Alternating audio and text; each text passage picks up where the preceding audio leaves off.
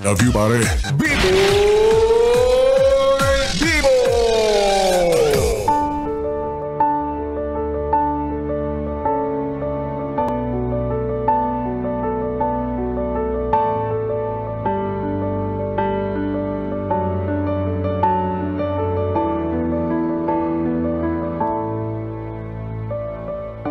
Yes, friend, ako'y nagbabalik, DJ B-Boy Bibo, para sa ating tuloy-tuloy na BB Time tungkol sa usaping hiwalayan na dulot ay kaligtasan. Para sa iilan nating mga yes, friend, alam kong Paano? Alam ko napapaha kayo. Oo, napapataas ang kilay at napapaisip paano naman naging kaligtasan yung hiwalayan mula sa relasyon na matagal mong iningatan. Ganito kasi yon, guys, ha, makinig kayo. Karamihan kasi sa atin ang kadalasang pananaw sa salitang hiwalayan sadyang malungkot, sadyang masalimuot, magabagbag damdamin. Well, totoo naman, 'di ba? Ganoon naman talaga ang mga kadalasang eksena, pero yun ay para sa karamihan. And on the other side, merong mga iilan na biyaya o hulog ng langit para sa kanila yung breakup na naranasan nila. Kasi maaaring through that breakup, nakahinga na sila, nakalaya na sila, hindi na sila nasasakal literally and figuratively, 'di ba? Hindi na sila naaabuso. Hindi na nila kinakailangang magmakaawa para sa isang tao. Kaya para sa ilan, tinuturing talaga nilang biyaya yung breakup na naranasan nila. Hindi palaging malungkot, hindi porket nakarinig ka ng kwentong, wala hiwalayin na kami, tapos magdadrama ka na bigla na, oh, sayang naman. Kasi may iilan na dumaan sa hiwalayan na hindi nangihinayang. In fact, mas natutuwa pa sila kasi tuluyan na silang nakawala. 'Di ba? At dito papasok yung sinasabi natin na sa kalagitnaan ng masalimuot na sitwasyon, there's always a better side, a brighter view. And it happened for a reason. Nasa sayo na yun kung paano mo siya titignan. Kung paano mo hahanapin yung positibong side ng nangyari sa inyong hiwalayan.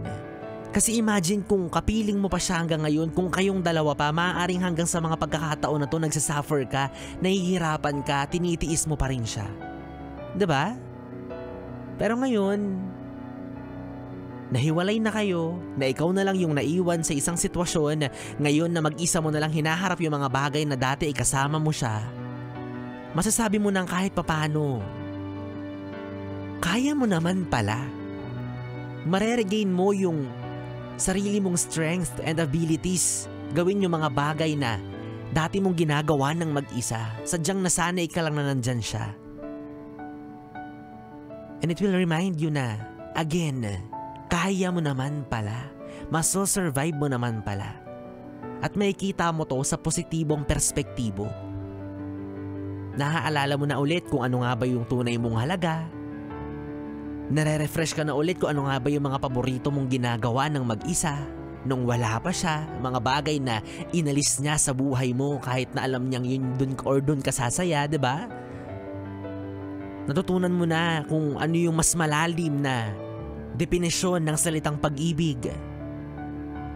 Na hindi pala yun kasing babaw ng tingin nyo nung kayong dalawa pa. Na ibalik mo na yung dating ikaw. Naaalala mo na kung sino ka at kung saan ka nagmumula. Yung core mo, nare-regain mo na siya ulit. Kaya kung ako sa'yo, kung hiwalay na kayo at wala ka nang magagawa, panindigan mo na yan. Bumangon ka, wag mo nang masyadong iyakan. Wag mo nang masyadong panghinayangan. Ganon talaga, no? May mga panghihinayangan ka pero gamitin mo na lang yun para mas matuto ka the next time around na magmamahal ka. At tandaan mo na lang na hindi pagmamahal ang nasayang sa'yo. Hindi pag-ibig ang nawala sa'yo. Kundi perwisyo, at sakit ng ulo. Yan yung mga bagay na naalis na sa buhay mo. Hindi ka nasira dahil sa hiwalayan ninyo. In fact, baka yan pa yung mas bubuo sa'yo. Yan pa yung mas magpapatibay ng pagkatao mo. Kaya tahan na, bumangon ka na. Kahit gabi, GB boy. Talaga ba? Babangon, kakahiga pala. Kasi naman, diba? Diyos ko naman, pinanganak ka ng mama mo, isinilang ka ng nanay mo, inira ka ng mudrekels mo. Ano daw? Nang mag-isa ka lang sa mundo. Diba? Nang hindi mo kinakailangan yung taong nanakit sa'yo. Hindi nagpakandahirap yung mama mo, nanay mo, mudrakels mo na isilang ka sa mundo para lang sirain yung buhay mo sa maling tao. Utang na loob. Know your value. At sinasabi ko sa'yo, darating yung pagkakataon kung saan ay masasabi mo rin na, kaya pala. Shucks, buti na lang. And by that moment, I'm glad to say na unti-unti natatauhan ka na. Unti-unti nare-realize mo na yung mga bagay na nawala sa'yo para palitan ng mga bago na mas positibo. Diba? Magkakaroon ka ng magagandang realizations na kaya pala laging nauubos yung pera ko kasi kakataya sa wedding gamit yung numero ng monthsary namin. Diba? Kaya pala lagi na lang sira yung battery ng cellphone ko kasi gusto niya lagi kami magka-video call kahit hindi naman kami masyadong magkalayo. Buti na lang dinilit mo na yung mga pictures ninyong dalawa kasi memory full ka na. Or buti naman nawa-wallpaper mo na ulit yung mga K-pop idols mo kasi umay na umay ka na sa pagmumukha niya na lagi na lang bubungad sa cellphone mo pagbukas mo ng telepono. Diba? Yung mga ganong klase ng bagay, maliliit, mabababaw pero magaan sa loob. Mga mumunti or at least kahit papano na masasabi mo sa sarili mo yung mga salitang kaya pala at buti na lang. Kaya huwag ka nang masyadong manghinayang.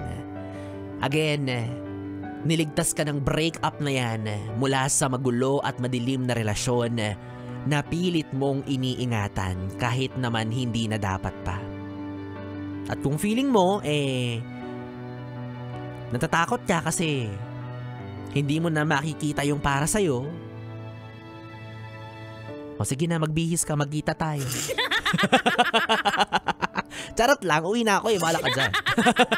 Magbalikan na lang kayo kaysa magkita pa tayo, puyat na naman ako. Yes friend, 3 oras na BB time ang ating pinagsamahan. Nakapiling niyo po ang BB niyo sa radyo, DJ B-Boy Bibo. Magkasama at magkarinigan po tayong muli bukas sa parehong oras. Dito pa rin at dito ka lang sa istasyong No Problem, ang 101.1 Yes FM Solid. Good night BB.